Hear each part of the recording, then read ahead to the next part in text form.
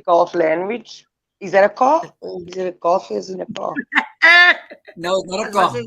All right, good evening, ladies and gentlemen. Welcome to another entertaining and interesting conversation we will be having with three of our four guests. We do apologize that we started a bit late due to load shedding, and apologies from Prof Prof De Coning will be joining us next week because of load shedding. So we'll go with these guests, and definitely we will have interesting conversation this evening. My guest this evening is none other than a young lady called Jeanette, and another young lady called Claudia, and a man who's got as much hair as I have, Mr. Sebastian. Um, and we'll have a conversation on how sport has changed their lives and the impact that it has on them, their families, their friends, their cousins, their aunties, their uncles, COVID, and everything related to that. And then you're welcome to ask us questions as we go along. So let's start with Jeanette at the top of the screen. Jeanette, good evening. Tell us a little bit about you, man. Good evening, Alton. Good evening, Claudia. Good evening, Sebastian. Evening, listeners. I'm Jeanette Bailey. I'm from a community called Mitchell's Plain. I'm not going to say small community because when you say small, then people say Mitchell's Plain is groot. So I'm a women's rugby coach in Mitchell's Plain. I've been coaching for 8 years in the community, more under 16, under 18 age group, and with through Western Province and SA Legends. So yeah, I coach women's rugby. And in terms of opportunities, what's happening in women's rugby currently? Because a lot of people don't understand that women's rugby is a growing sport predominantly because people just think rugby as a male dominated sport. How huge is women's rugby currently? Well, since I think women's rugby's always been in the background, I only came So let's start with or, Jeanette. be, or became aware of women's rugby in 2015 when schools were approached by Western Province. They would then establish girls teams under 16, under 18. And because I was inquisitive, thinking rugby, a male dominant sport, like you say, I'd like to know or see what women's rugby is about. And that's how I got involved. Then 2015 to 2018, I think it grew a bit on that age level. Then people became aware because of tournaments and festivals on high school level, grassroots level. Um, on that as well, I'll say in that 2018 to 2020, it was very, I can't say well known by a lot of people because it was still not broadcasted, televised or on radio. You only heard about the matches afterwards once it's been played. So I think 2 years ago, 3 years ago, my knowledge is not so accurate because I'm always on the field and not watching TV. So I don't know since when it's been broadcast the way it's been going now.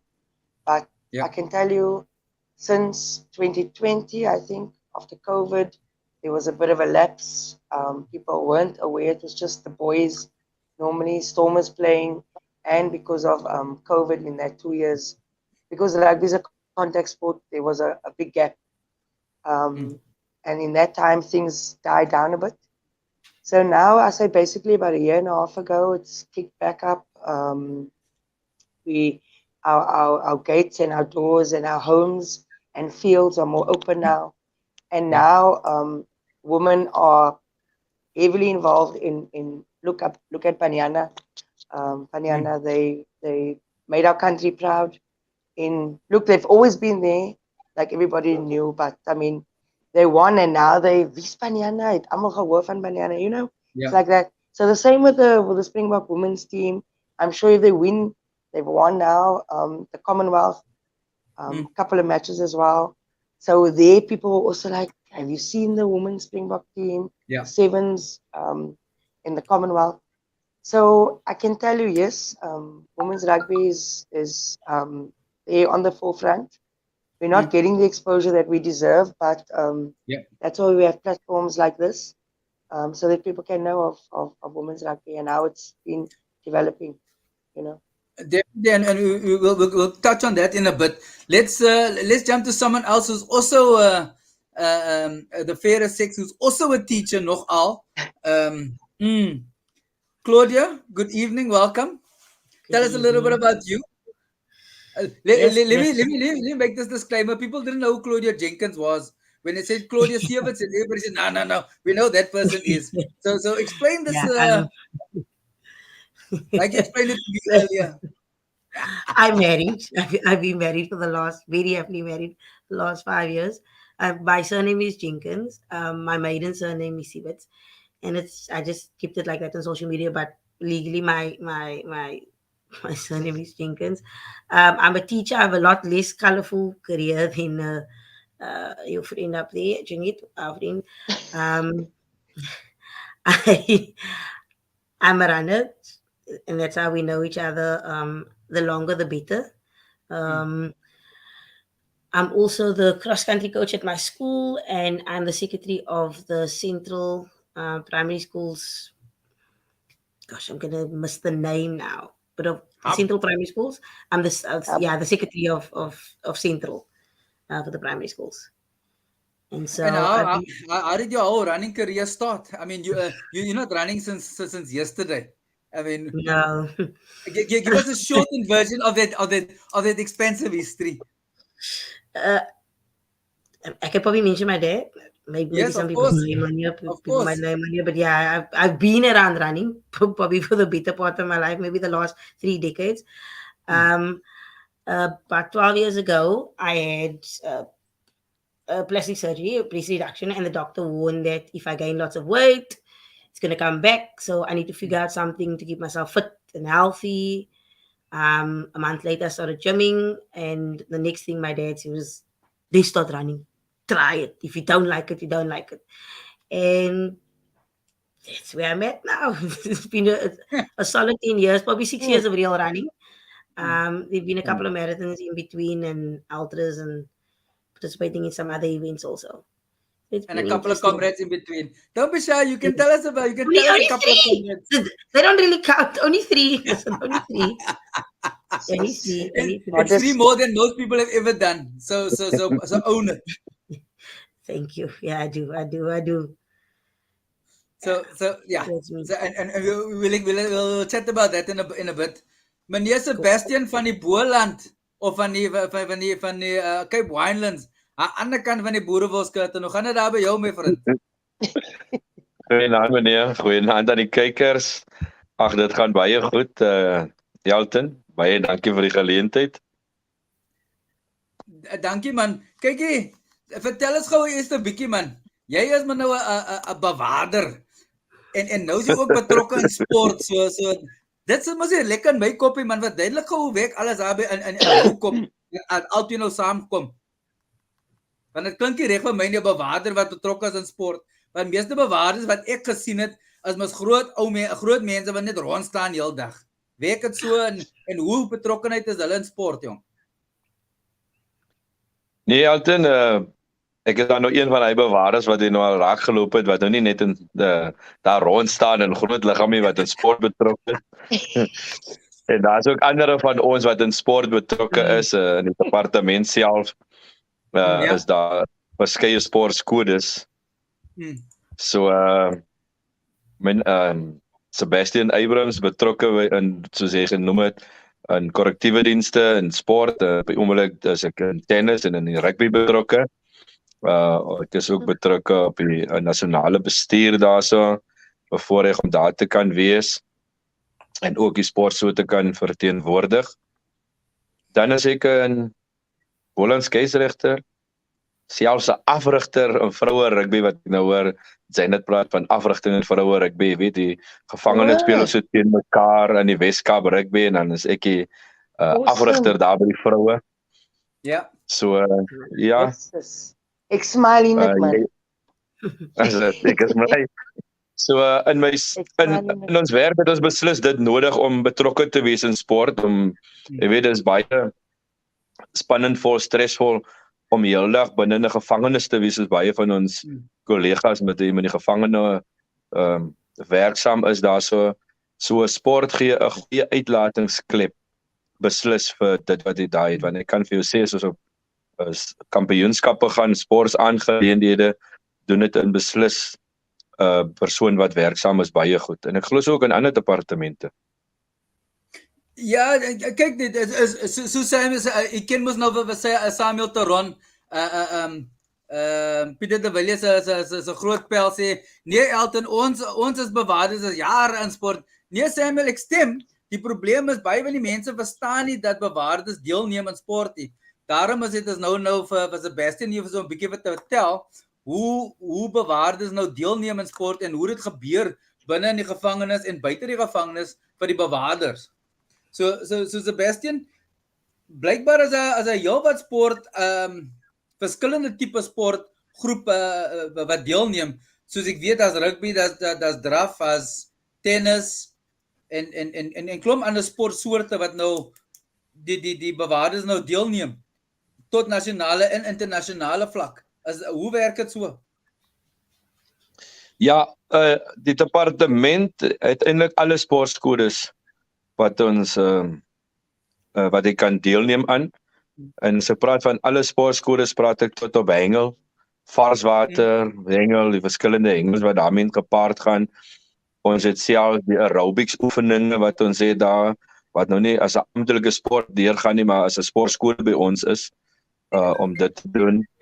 En dan soos in al die sportskodes wat erken word in ons land, beoefen ons, as mens nou maar natuurlik jou spansportkodes en besonder soos rugby wat mos nou maar baie gewild is in Suid-Afrika met sokker en cricket wat redelik uitstaan daar, en kan vir jou sê dat die departement kom baie lank aan. Vroeger jare was dit die Police and Fire Games wat reg oor die wêreld gehou was, waar ons verskeie spanne gestuur het namens die departement korrektiewe dienste, en dan ook mense wat regtig met goue medaljes daarvan gekom het.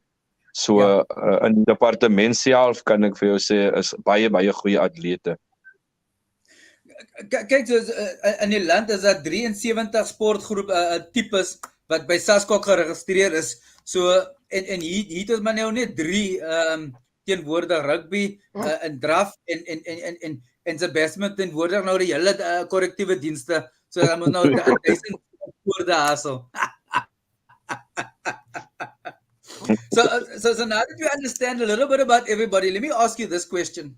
How has sport changed your life since being involved in sport? Because part of the conversation we try and have every week is, how has sport changed your life? And then we'll talk a little about some of the dynamics about why you involved in sport, what has changed for you from before sport, during sport, and the impact that sport has had on each of your lives.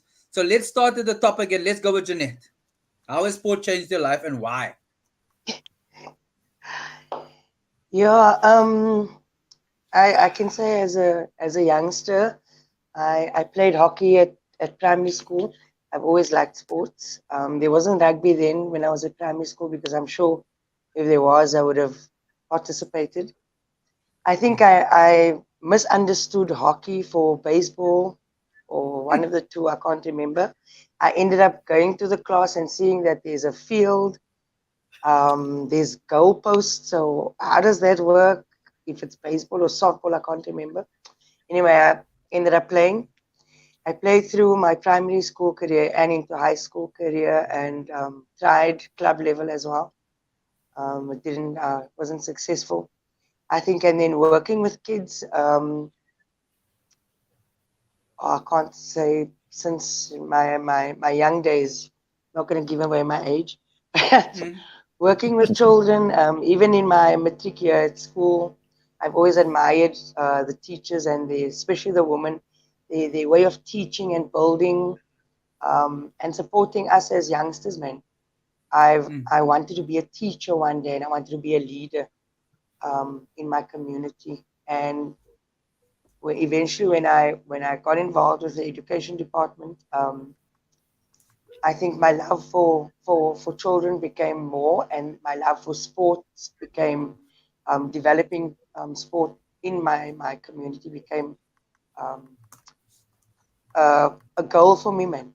You know, and then I think because, like I said once again, love working with children and to be on their level, to communicate with them, to be able to support them because they come out of different backgrounds and challenges.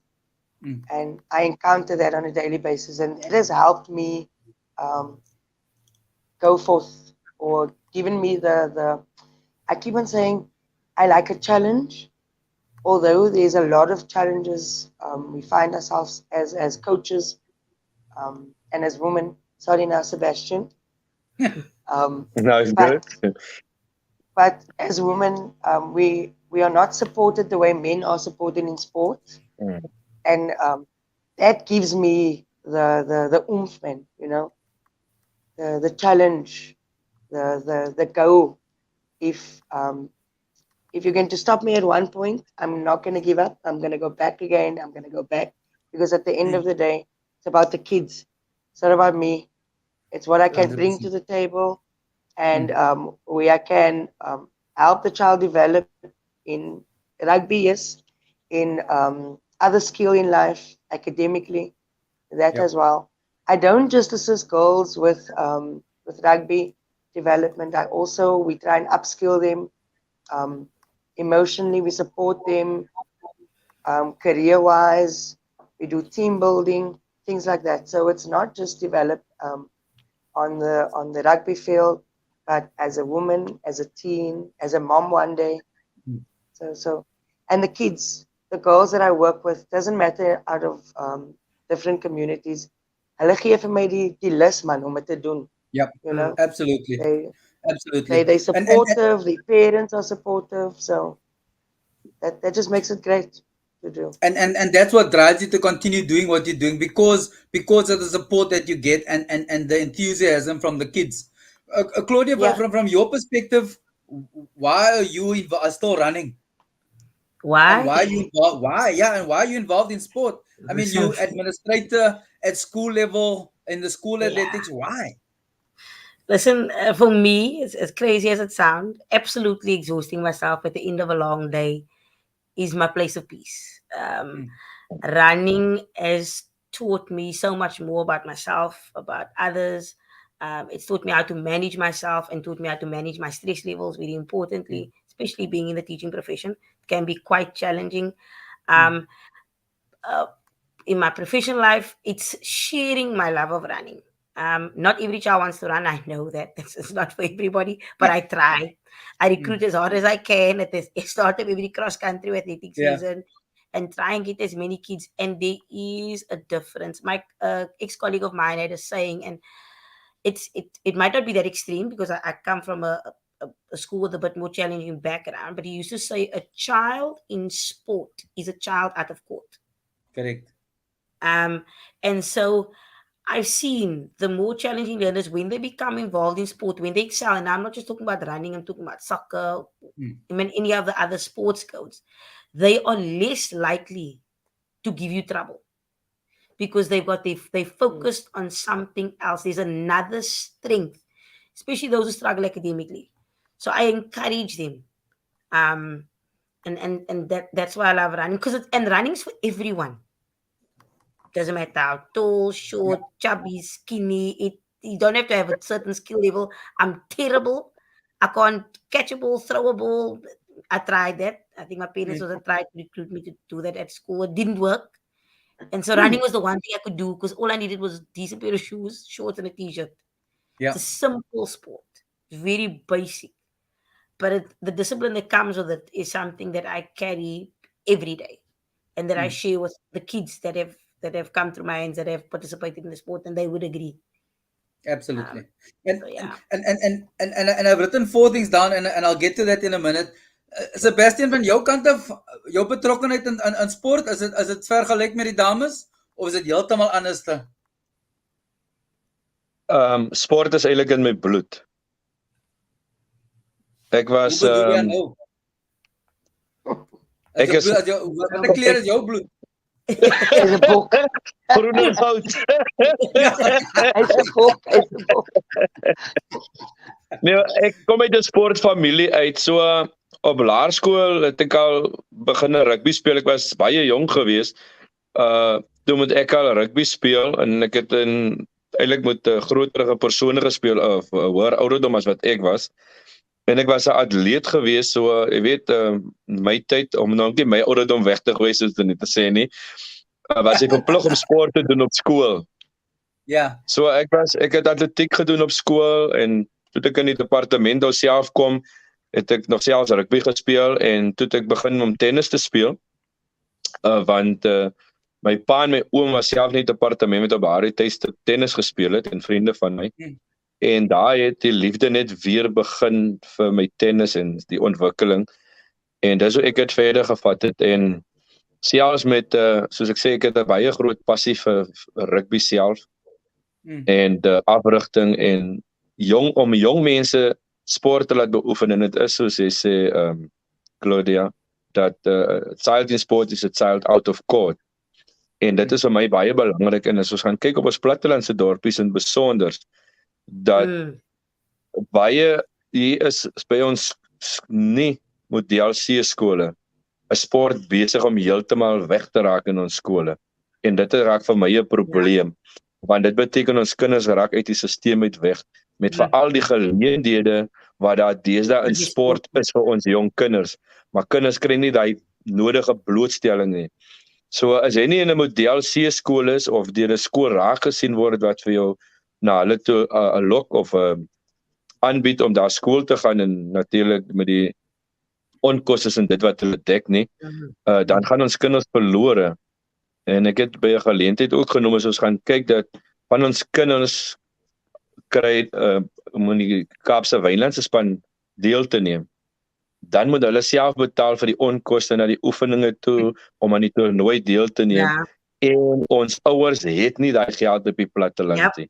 Die skole help nie daarmee nie. So jy verloor daardie atleet, brilliant atleet wat ver kon gekom het die land kan verteenwoordig het in watse sport, verloor jy heeltemal uit die stelsel uit. En dit is een probleem wat ek vir my regtig na in die hart het. So ek probeer altyd waar ek 'n geleentheid kry en 'n platform kry om dit aan te spreek, om dit regtig daar aan te spreek. Ek het by 'n geleentheid ook al met die minister van sport gesels en selfs met skoolhoofde gesels en gesê dat ons moet regtig kyk dat ons kinders wat in sport uitstaan regtig in die hand kan vat sodat hulle vorentoe kan kom. Want sport maak vir jou baie meer deure oop. Want dit kan 'n geleentheid bied ook vir 'n kind wat nie die nodige ondersteuning het of finansies om te gaan leer nie, dat tersiêre inligting vir hulle kry en sê kom studeer by ons verniet en so kan hy kind se loopbaan verder oopgaan en hoogtes bereik. En behalwe dit, die kinders wat nie akademies presteer nie, dit gee vir hulle ook 'n kans. Definitely, ja. Dit is baie van hulle ook, dit is veral vir hulle. Heeltemal Claudia, want ek kan sê as kinders wat briljant is in sport wat nie die geleenthede kry nie. Kyk, vir my het sport baie geleenthede oopgemaak. My vriendekring is vergroot. Ek het plekke gegaan wat ek moontlik self nooit by kon gekom het nie. En nou ek kom self uit 'n plattelandse dorpie uit Montetjie wat ek groot geraak het en wat ek vandaan kom. My ouers is nog altyd daar. Ek is deesdae werksaam en woonagtig in Woester. Maar jy as ons uit die platteland het kom vir al klein dorpies, dan geleenthede is raak baie skaars vir jou, want jy weet baie keer het ons nog daai minderheid selfbeeld, klein dorpie syndroom, so jy ag jou minder as ander kinders, want ek kan nou toe ek op hoërskool kom in Woester, ek was atleet en ek het redelik goed gedoen in my atletiek, maar dit het my teruggesit want ek wou nie kompeteer werklik met die kinders in hierdie gedeelte nie. Maar nou kan ek weer as 'n motiveringsspreker ander aanmoedig om dit te oorbrug en daardeur te kom, want Ek het dis daar soveel selfvertroue myself. Ek moet net keer of ek gloei oor van dit selfvertroue.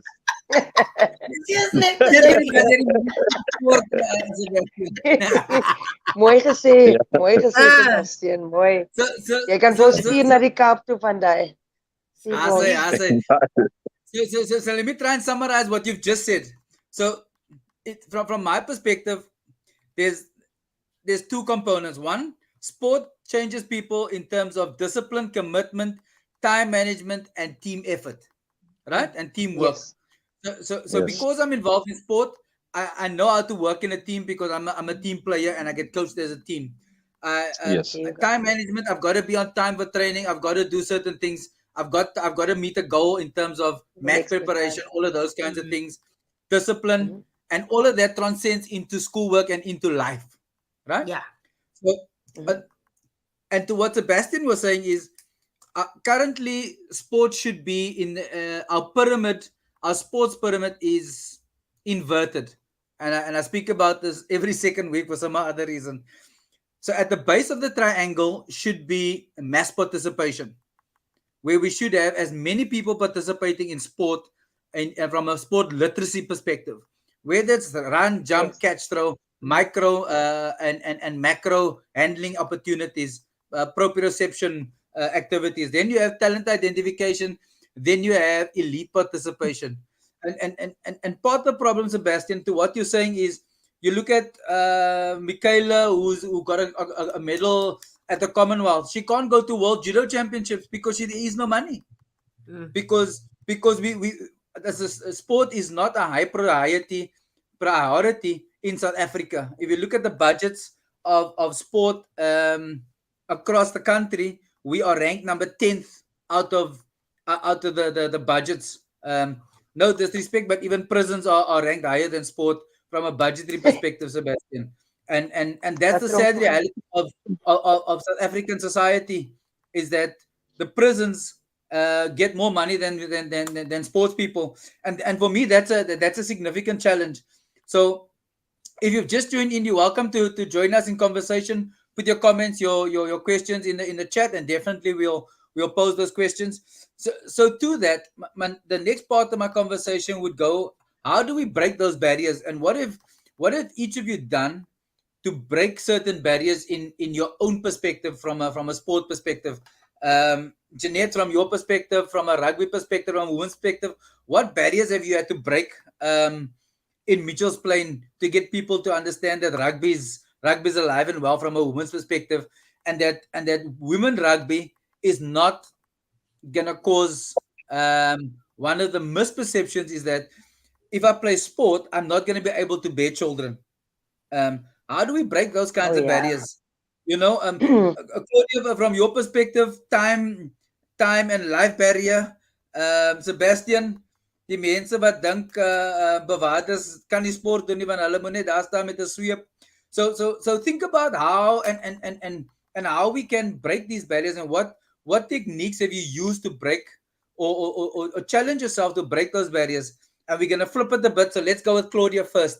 Claudia, Sebastian, then Jeanette. Yeah, we call the same person first every time. Yes, thank you, Shane. There was a winning formula, actually. It was working well. We go the other way around. We go the other way around. I'll give you a chance, Claudia. Let's go, Sebastian. Van hy moet oorloop van vertroue. Gevang. Ja, dankie altyd vir daai een ook.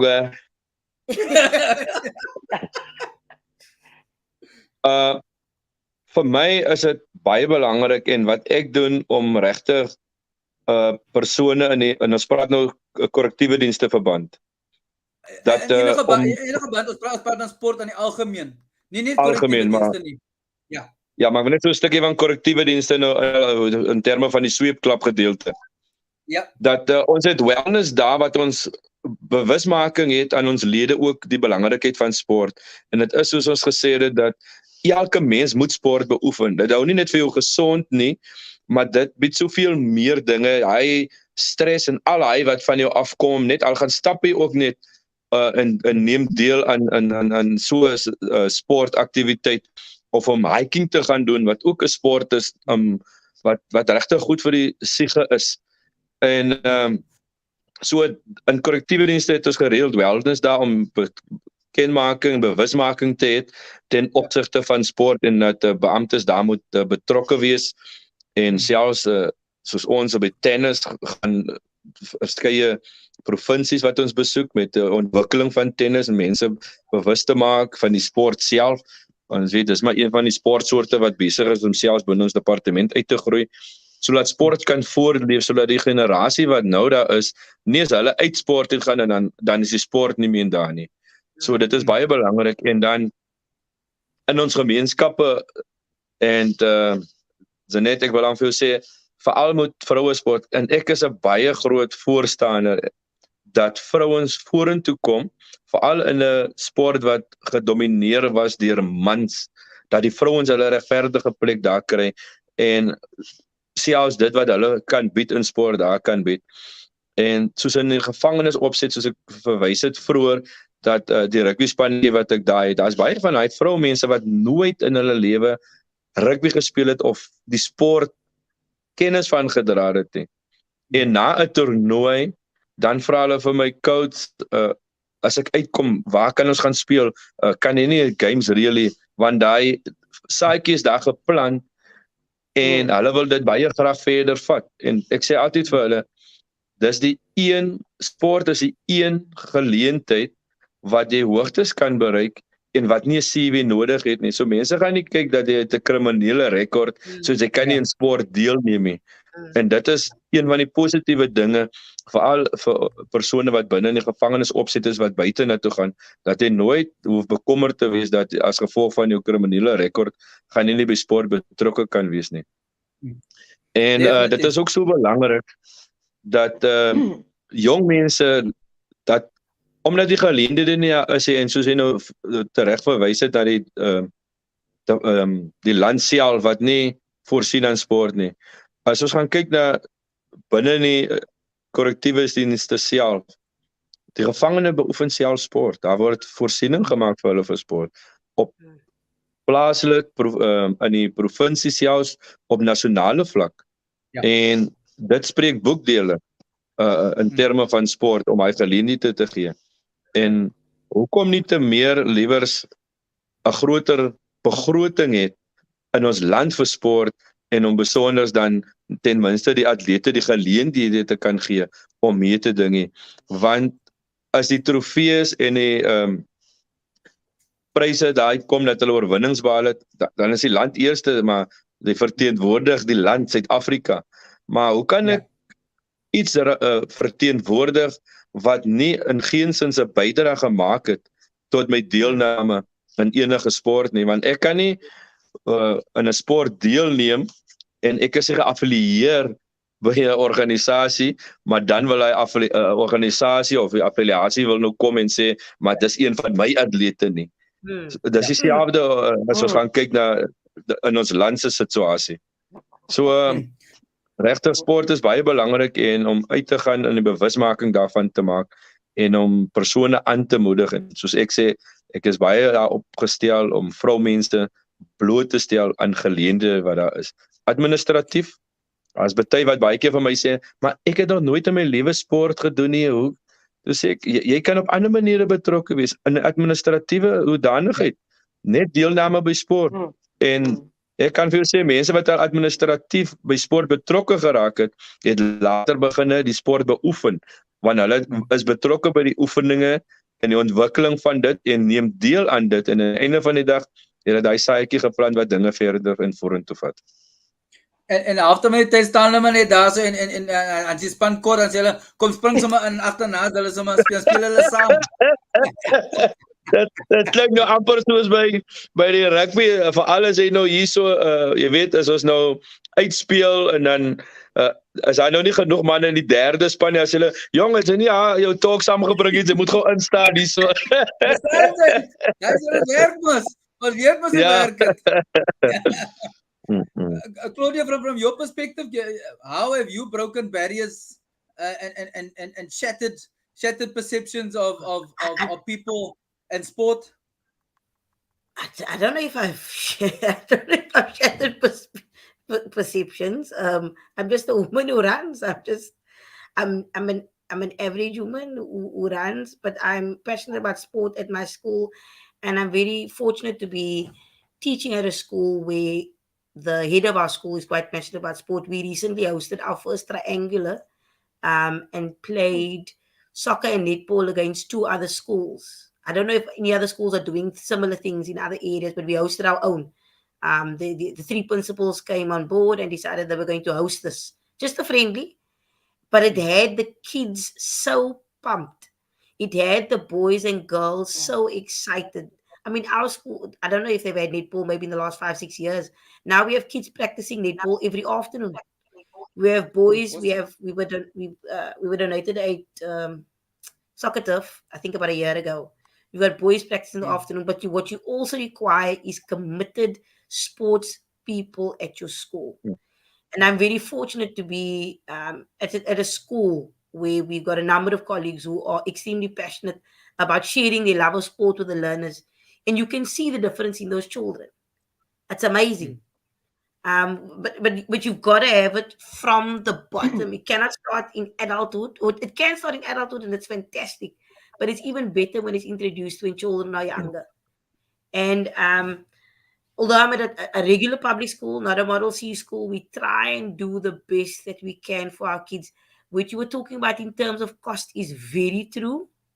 Um, I'm just thinking a few years ago when we had kids, I was in a different zone, also involved in cross country, but I was an Elson rep. It became quite a costly affair for learners to travel. I think it was cross country, but it was interprovincial. And there were learners who could not 25,000 rand. attend simply because they couldn't afford it. Yeah. In this year they've been soccer tours and things. There are kids that we know of that haven't been able to participate because of money. These kids are incredibly talented, but because sport is not a priority, and parents are really in this current economic climate, parents are really not by the means. And we can't force him to make it a priority. So somewhere something needs to change. Funding needs to change, or people need to come on board. But we need to make sport as important as academics is. I'm an educator, an advocate for intervention and assisting learners in terms of academics, but the holistic child is a child who's not only sport, creative arts also, but for me, sport specific. Is a child who's involved in sport also. If there's if I have a child who's got behavior problems, parents say, what must we do? Get him in a sport. Let him 100%. try something else where his energy is spent differently. You see a different child. Try it. And there's so many kids where it's made a difference, not because of my advice. I mean, I've seen it in others. Not only based on my advice, but as soon as a child is involved in sport, it is a different child. And that it needs to hit home. And it needs to be made a priority. It really does. I feel like it's not enough of a priority yet. Agree, Claudia. And a conversation I had yesterday with a parent, often the problem at school and possibly from a correctional services perspective is if you don't have someone passionate, as you just said now, about a particular sport, it's not going to survive in the school. And often that is the biggest challenge, because you can say we're gonna have rugby at school, but if no one drives the rugby or understands rugby's gonna die. And that's often the biggest problem that we have, is that because we all at a reasonable age, and I'm going to use that term loosely, where we all did physical and extramural activities. The teachers, I'm saying a reasonable age. I'm keeping the conservative. So at that point, we all had a white shorts and a t-shirt and sand shoes, all Calfoot Rangers, But we all played sport because we were forced to play a winter sport and a summer sport. Now, since Professor Kada Asmal has changed the curriculum, none of that is enforced. So we lose that. And the opportunity to get people active in sport has become a challenge. Jeanette, how do you find it in Mitchell's Plain? Sure. I'm agreeing with Claudia, with Sebastian, And I'm sure a lot of people, especially, I was thinking at the beginning when Claudia was speaking, I think the challenge or the real work started when people didn't believe that women could play rugby or can play rugby, and they heard about women's rugby. The challenge to me was, or breaking the ice, I'd say, was showing people that we can, you know, having coaching clinics at school, attending workshop, upskilling myself as a coach, finding out what is safe, what can and cannot be done, so that when I encounter and I coach with these girls, I make it known to them that in any sports there are do's and don'ts. And because rugby is a contact sport, there's a lot of don'ts and very little do's, you know. And because of that, we have yellow and red cards on the field.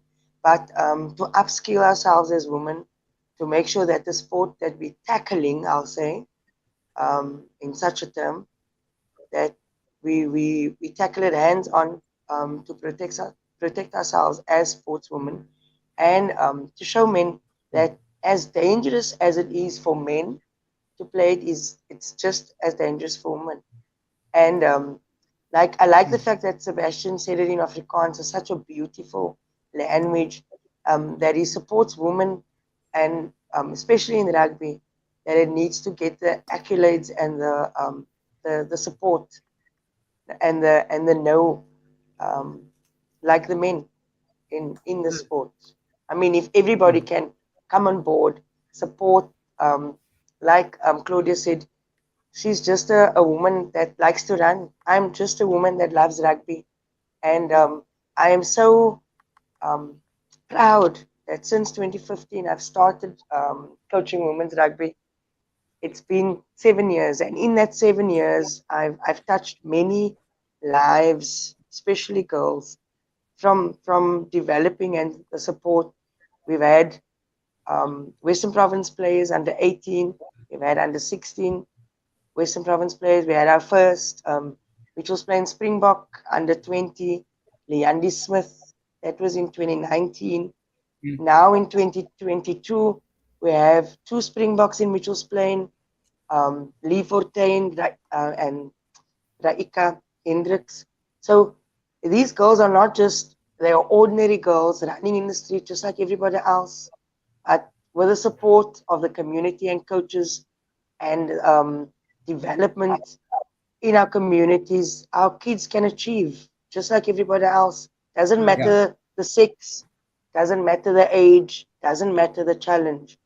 Especially now, 2 weeks ago, I heard Eddie Andrews speaking at the Cape Flat Sevens, telling the kids, and also coming from Mitchell's Plain community, ex-Springbok, former Springbok player, telling the kids that you are better than your circumstances.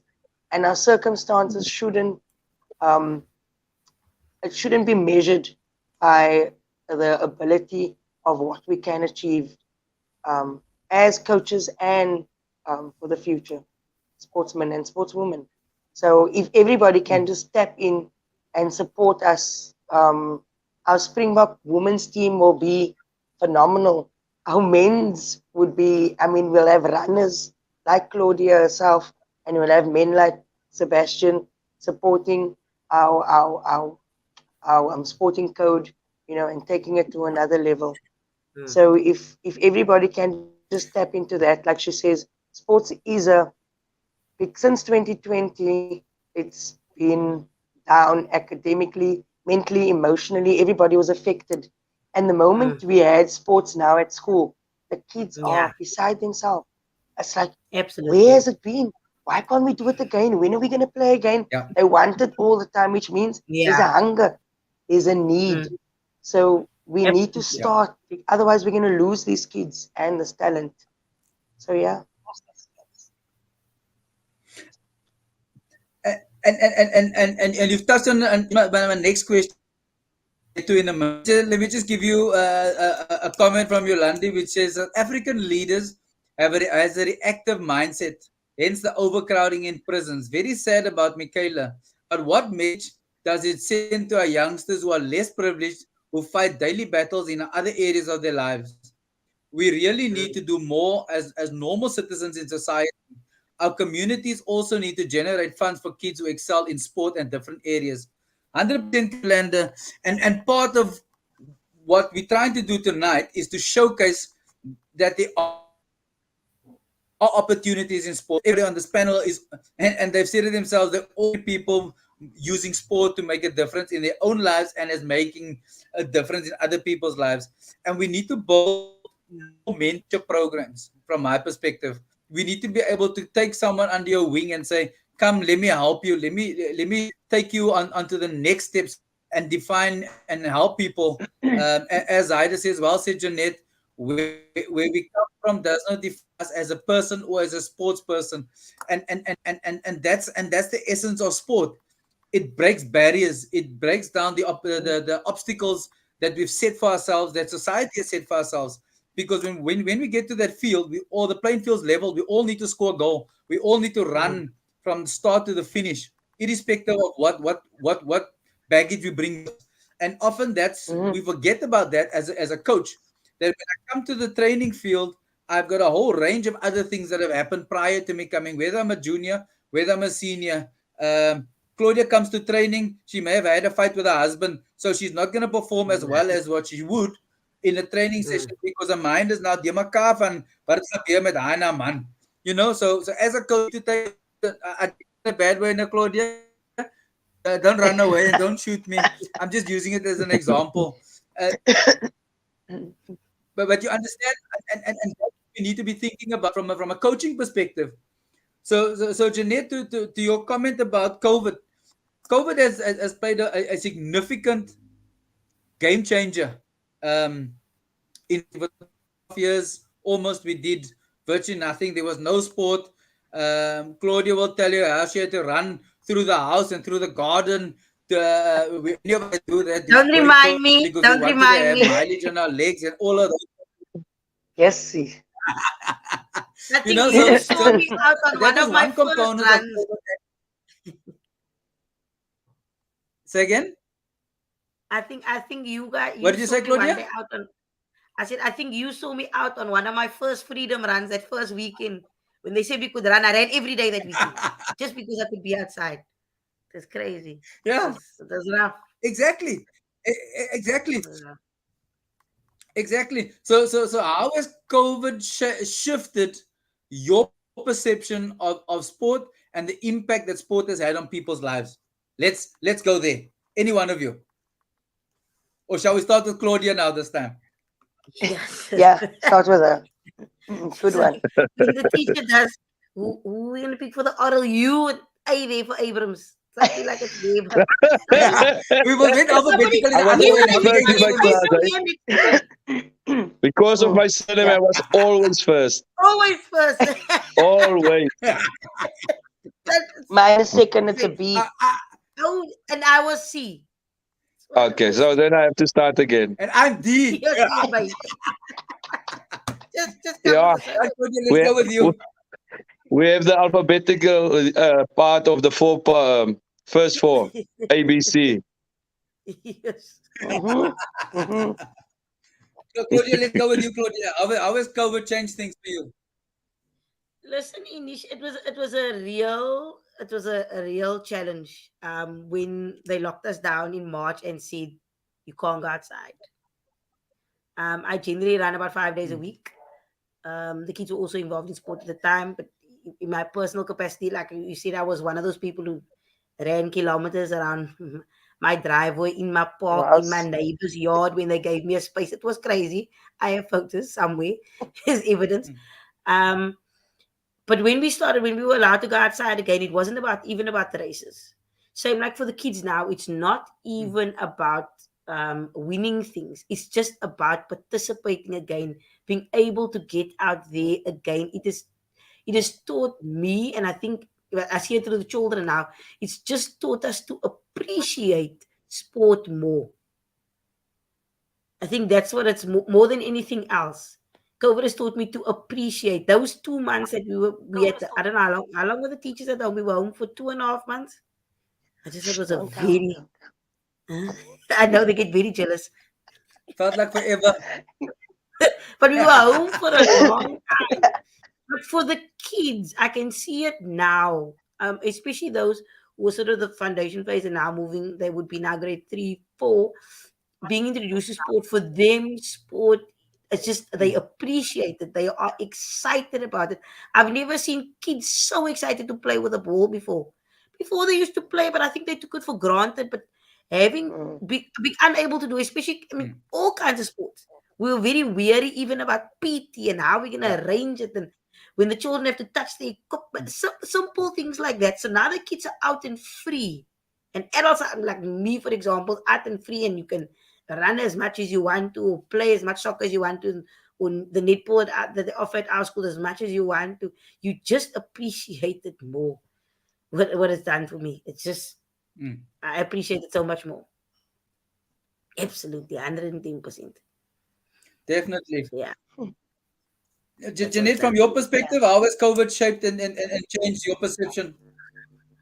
Look, because rugby is a contact sport, and it was very difficult, especially in COVID, to explain to the kids we're not allowed to touch, we're not allowed to, and I mean, just picking up the ball alone is contact. And sharing it. So sharing it, passing it to one another, warming up, things like that. There was a lot of red tape around that, and in that process, I think from the beginning to about 8-9 months into that period, we try to keep the kids positive and try and they don't worry, it won't be for long, so that we don't lose the girls into the system and they become lax. So then I'd have like pre-season training. We'll go hike, we'll walk on the beach, we'll run on the beach like that, still with our masks, sanitized, but no ball. Now imagine coaching rugby with no ball is like playing tennis with just a racket and no tennis ball, or tennis with no racket and just a ball. Yes. So that took us a while, and I think about a year ago when we got the news closer to the time, okay, we can now start training with the kids again, but just conditioning. But there's no coaches in conditioning as a ball or gooien it a bietjie just to get the kids again, sanitize them and explain to them, when you're ill, don't come to training. Yeah. We had all those precautions. And I think that made the kids slowly, surely came back. Because look, like many of the coaches on the panel said now, with training and with sport, you need funding and you need support. So most of these kids don't have gym contracts where they can go in gym, walk into a gym. I mean, that was even closed for a certain period of time. So because rugby is on the field, open space, we use any gap that we get, even if it's in a park. I used to train in the Westridge Gardens. I don't know if you're familiar with it, where the DSTV festival is. I used to train there. Illegal. I hope nobody heard me now, but I used to train there because you're not allowed to kick a ball. So there wasn't a lot of balls being used. Closer to the time, we could incorporate balls.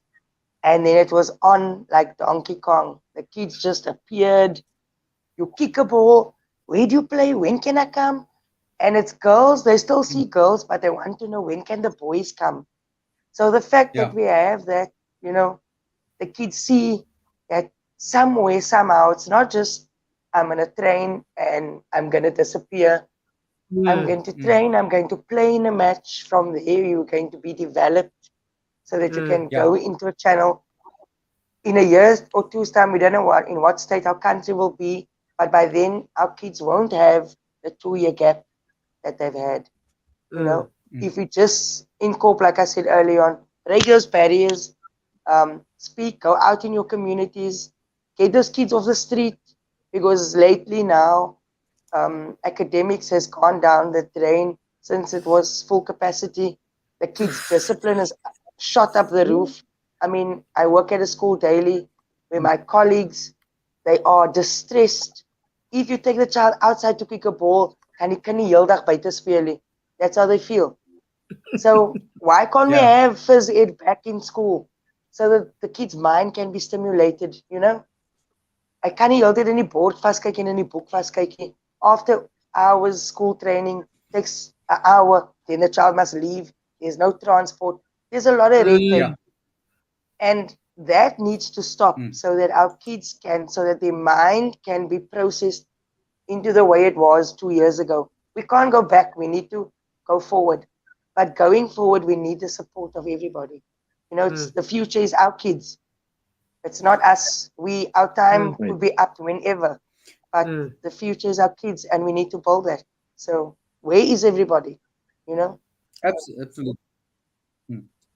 I agree 100%. And part of the challenge is, like you said, the kids come get bussed into a school and get bussed out. So you have limited contact time with them after school to do anything because of transport, and that becomes a significant problem for after school. And I've noticed that from many schools. Sebastian, van jou kant af, hoe het COVID julle benadeel of geleenthede gegee? Ja, COVID het eintlik baie sportskole benadeel en vir ons sê half bestaan nie wat jy glad nie mag uitgaan nie. Ek weet uit 'n werksoogpunt was ons maar baie jaloers op die onderwysers geweest, want vir ons bewarers was daar nie 'n geleentheid om vir die huis te wees nie. Ons moes maar omsien. Weet daar was 'n geleentheid wat 'n gevangenes van ons toegemaak het, wat ons die spesiale eenheid daar moes gaan werk het, maar hy hele tronk almal was omtrent COVID op die lede. En dis waar ons moes ingaan. Maar die sportsoogpunt was ons bevoordeel as tennis, dat ons was van die eerste sportskoles wat kon begin tennis oefen. En ek kan vir jou sê, ja, dat ons was so opgewonde geweest, dat ons het nou sommer 2 sessies ingekry, dat as ek die tyd af was, het ons die oggend en die middag gespeel, en ons het elke geleentheid daarvan gebruik. En weer eens net besef in COVID hoe belangrik sport is, dat dit is regtig eintlik 'n voorreg om sport ook te kan beoefen. En om dit te kan geniet. En dit het ook 'n negatiewe effek gehad, want dit het nou persone wat redelik in hulle ouderdom was, wat nog af en toe sport gedoen het, en nou nie kon doen nie, het hom nou, hy het nou al besluit, maar dit lyk of hy nou sonder die sport kan klaarkom, en dan nou die sport heeltemal gelos en nie meer verder gevat nie. En so het daar ook nou baie atlete uit die sport uit weggeraak, goeie atlete, maar omdat hulle nou vir 2 jaar wat hy nou nie betrokke was by oefeninge en goed he, en ek weet ons is maar passief voor. En ek weet in die Boland rugby self het mense elke week amper vir Boland gevra, maar kan ons nie begin die sonder toeskouers en goed. Maar ons weet sport sal nooit, veral as dit by rugby en hierdie tipe sport kom, sonder toeskouers kan plaasvind nie, want dis al saam met toeskouers sien nie die sport. En so dat het regtig effek gehad, maar wat die positiwiteit miskien daarvan is dat ons waardeer nou sport.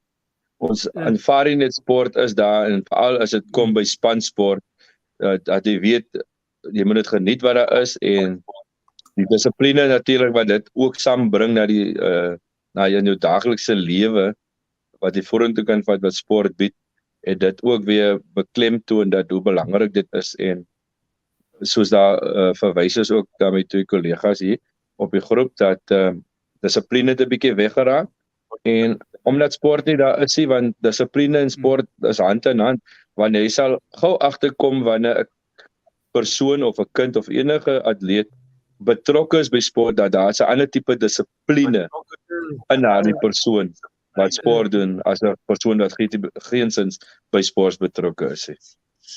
Ja. Absolutely true. Definitief. En dis wat ek voorheen gesê het, dissipline, commitment, time management, teamwork, all of those things are integral to sport, and it's not only integral to sport, but it shapes who we become in a work environment, in a personal environment. So guys, I'm cognizant of the time as usual, and it's almost checkout time. You know, some people must go to bed early, want hulle moet aan diens vroeg die gaan mense opstaan om te gaan draf. Hulle draf mos 5 keer 'n week, jy weet, Sebastian. So in close question, each of you, why would you recommend anybody to be involved in sport? And how would you offer them some sort of advice as to being involved in sport? So a little bit of motivation as to why you involved and why you would recommend sport to anybody. And I'm not gonna Okay. flip a coin as to who will go first. This a free for all. I think I've said Yeah. this before, I'm going to say it again. Um, Running doesn't just taught me about myself. It's taught me about others and about life in general, and just how to manage myself. And it doesn't just have to be. It could be any other sport, right? Team sports is probably even more beneficial. If I could play one, I would. I swear I would. But my ball skills are Yeah. terrible. And I'm at an age where I'm not going to stop now. Okay? I'll stick to what I know. And what's not going to embarrass me.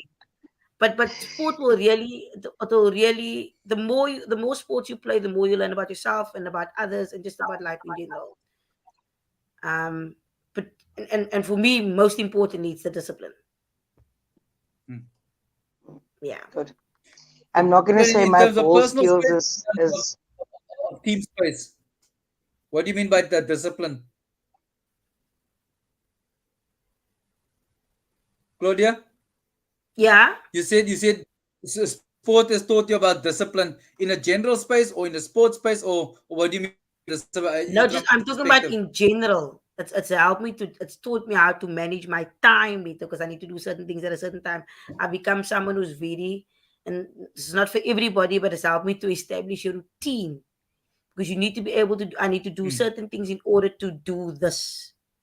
Okay, I need to do this A, Hmm. B, C, D in order to do that, and so it's helped me to manage myself and become. So even in the classroom, I carry that same sort of etiquette or that work ethic, that discipline that wrote Yeah. with me everywhere. Yeah. Okay. I'm not Makes gonna sense. say Jeanette, from your perspective. I'm not gonna say like Claudia now.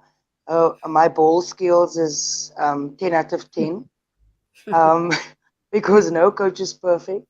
Mm, Um, like I said early on, rugby is a contact sport, and I've always been a fan of rugby. But I think if I take it in the perception of contact, in any life situation, we need to connect, I'll say, with people. And that is what Hmm. rugby has taught me since I've been involved with rugby, is how a sport like rugby on a women's level and male level can connect people from different um, environments, backgrounds, abilities, disabilities, challenges. And because rugby is such a strong sport, people expect you to be strong, automatically. They expect you, man, jy rugby af, so jy moet mos sterk wees. Nee meneer, Hmm. rugby is 'n sterk sport, ja. Maar wat my sterk maak is die support van ander mense. That makes me stronger. Hmm. The contact and the connection of other people. That is what I would advise anybody. It doesn't matter, like Claudia said, can be rugby, tennis, volleyball, netball, baseball, softball, bowling, any sport. When there's a connection between people, then you know. When there's mm, something, a passion that you share, there's no limits. There is no limits. You'll eat, sleep, rugby. I have a T-shirt that says that: eat, sleep, rugby, repeat. And if I knew that 15 years ago, I would have been somewhere. I would have been repeatedly doing what I mm, love. And the fact that the sport that I'm involved in so far made me meet people internationally. I mean, I had the privilege now of working at the Rugby World Cup Sevens the weekend pass. And it was always my dream to meet these rugby players that I see on TV, that I aspire my players to be one day. I had the privilege of being in walking distance of these people. And that made me think, if they can do it, they also started where we were. You know, they are professionals now playing, because where did they begin? Also at grassroots. They didn't start on top. And if you can have the support of everybody, I will advise anybody, get involved with sport. It will broaden your mind. It will make you look younger, Alton. It makes you look younger. It does. All lose your hair like It does. Sebastian and I, unlike the two of you, you know? Look, we still have a style. We still have a style. Yeah. But it helps you mentally, emotionally, and spiritually. It helps you, brother. It does. And yeah, I just pray that I would be able to do this for another lifetime, you know, so that we can see, we can build our communities and our country. Agree. And Jeanette, what was interesting for me is what you said now, but and linking that to the rugby sevens on the weekend. I saw Sebastian was there. You know, the Mr. Social Media posting his pictures there. One of the things I saw on the matches was that those women even had painted nails, and often to your point, because rugby is a physical game, doesn't mean you need to lose your identity as a person. Never. You know? And Never. for me, that was a striking thing to see. As simple as it was, just to see them with were painted. They have long, what do they call their goodness? They pluck on nails, no, Claudia? Their nails, they're normal, they're their own nails. I don't operate with that, man. My profession doesn't allow it. We hear it. Yeah. You understand? But the concept that they were still women and they still had an identity, even though they were playing at the world level. I'm glad you mentioned that, Alton. I'm glad, because somebody asked me a while ago, the fact that is women playing rugby doesn't mean they lose their womanhood. Never. You must see those ladies, their hairstyles, they're on point. When we're on the field, we're different people. When we're off the field, you'll never know I'm a rugby player. So yeah. Exactly. Yeah. Agree. Meneer van jou kant af, hoekom moet ek nog sport doen? Wat 'n raad sal jy vir my gee om sport as 'n passie aan te vat? Meneer, voor ek vir jou raad gee, wil net vir Claudia sê, tussen myself en Jeanette sal ons vir haar goeie ball skills gee. Sy sal 'n goeie flank maak as ek so kyk, ek weet nie wat sy net daarvan nie. Ja, sê. Nee, ek stem saam. Net kan haloop, yes. Net kan haloop, ja. Sy moet net kan vang. Dis die eerste probleem. En dan moet sy kan haloop. Sy sal dit gemaklik doen. Ek het haar klaar so gekyk toe sy so die vingertjies vir jou wys. Ja, nee.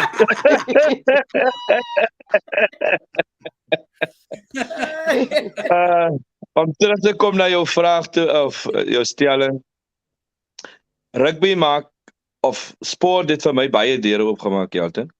Sport bied vir jou 'n geleentheid om met mense te meet wat jy nooit sou dink jy sou meet nie, wat jy miskien net op 'n televisie sou sien of op 'n een of ander nuusblad wat jy net lees van hulle. Soos in my lewe het ek al met baie sportpersone, en veral as 'n rugby fanatiese persoon, het ek al met groot rugby spelers in aanraking gekom of in aanmerking gekom, selfs geleenthede as gevolg van sport wat 'n gebied was om by sekere funksies by te woon, selfs groot rugby wedstryde wat ek kon bywoon as gevolg van persone wat ek deur sport ontmoet het en geleenthede vir jou bied.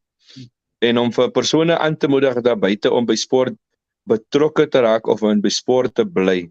Sport in die eerste plek, soos ek vroeër genoem het in 'n gesprek, dat dit hou vir jou gesond. Sport gee vir 'n open mindset thinking of life. Want met dit wat jy doen, en veral in 'n spansport, dit wat jy daar optel, kan jy verder vat in jou lewe.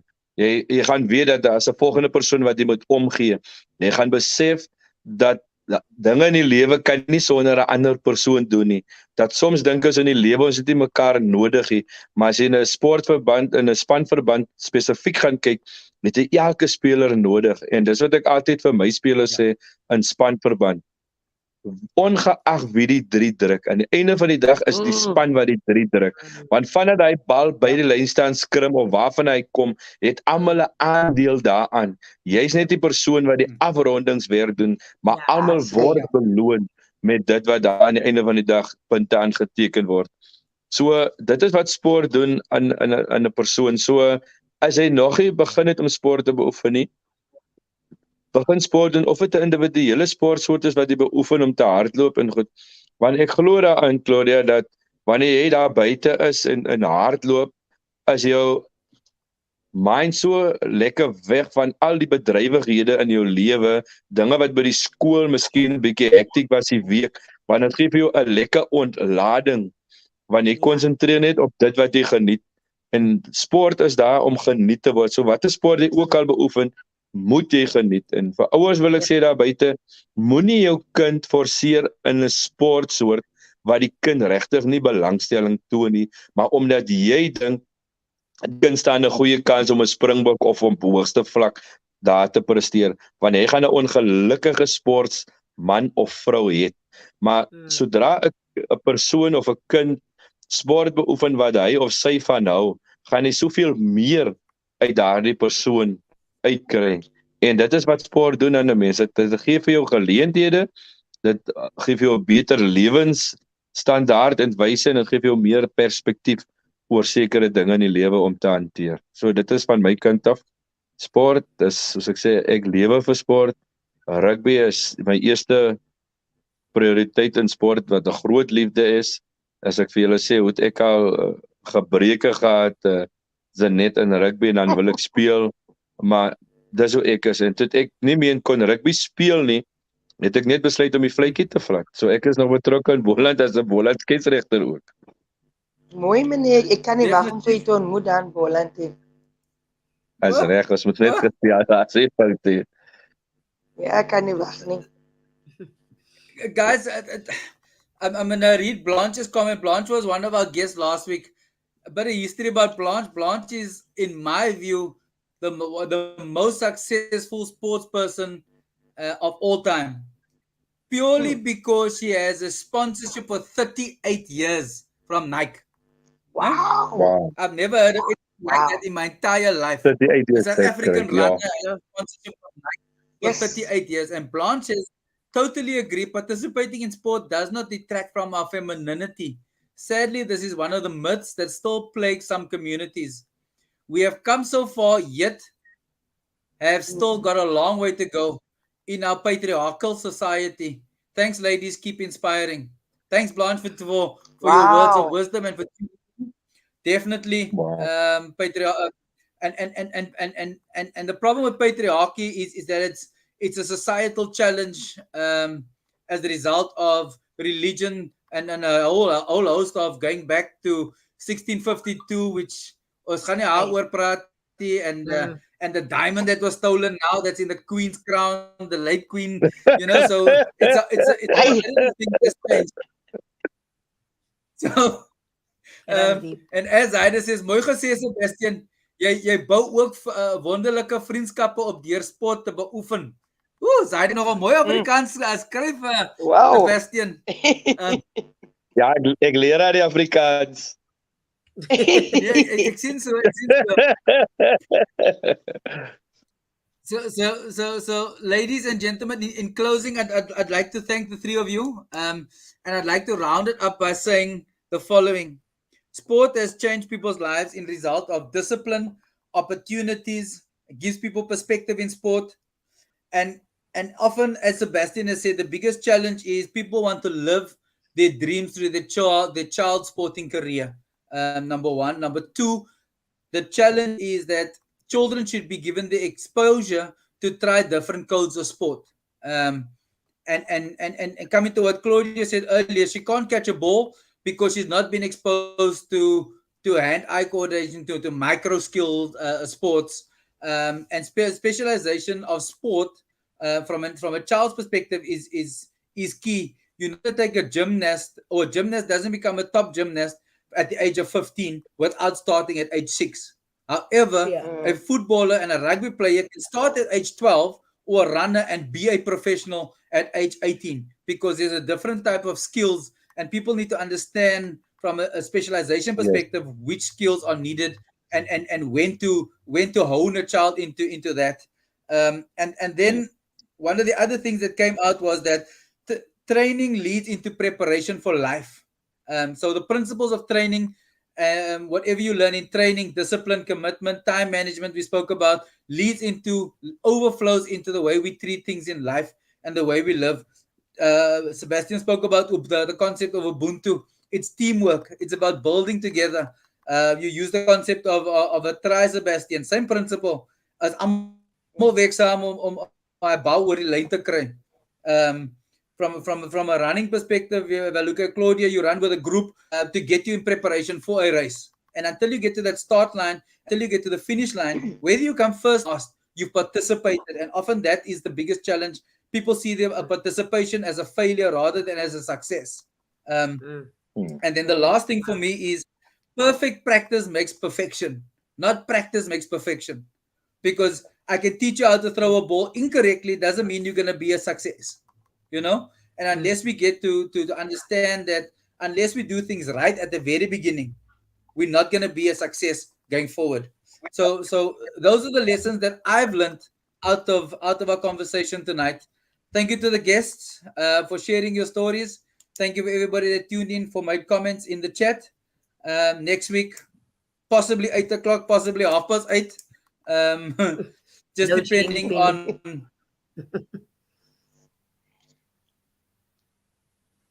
Cut out. on our good friends at Eskom. Just give you two the of November, October, we're having a golf day at Strand, and the proceeds of the golf day that I'm organizing in conjunction with Old Buck Gin is to raise money for a trust fund for women in sport. Coming to what we were saying earlier, Sebastian, we don't have enough money to help women in a general space. So the proceeds of this golf day will go specifically into a trust where women can apply, or young ladies can apply for some sort of financial assistance, for events, for coaching, for training, for capacity, even for sports bras. I mean, there's a guy at the expo this weekend where a sports bra costs 1,500 rand, Sebastian. So I mean, even level, women are disadvantaged, and we need to think of ways to do that. So we've taken a bold step. I've spoken to Old Buck Gin, and they've kindly sponsored part of the prizes, part of the golf day. So 13 October, we'll have a golf day.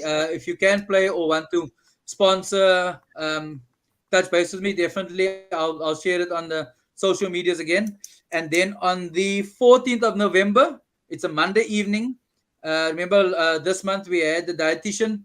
14th November, we have Dr. JP, who's going to talk to us about cardiac exercise and how the heart works, and the testing that they're currently doing from a cardiovascular perspective, heart, lung capacity, all of those kinds of things. So in the next day or so, I'll post his thing on, and then you're welcome to ask your questions in advance. I'll send it to JP, and definitely we will have a conversation on the 14th of November at 8 o'clock, which will be a Monday evening, on how your heart and your lungs works from a sports perspective.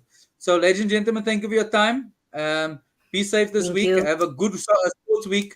And to the three of you, it's been fun. Lekker mengels gepraat en lekker van mekaar verstaan. So